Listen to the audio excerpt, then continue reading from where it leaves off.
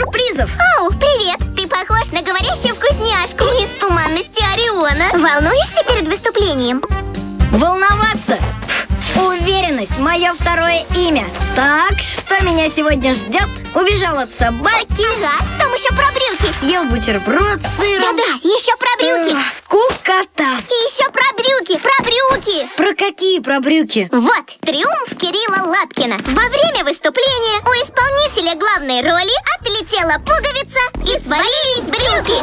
Это было так смешно. Я чуть со смеху не лопнул. Герой дня?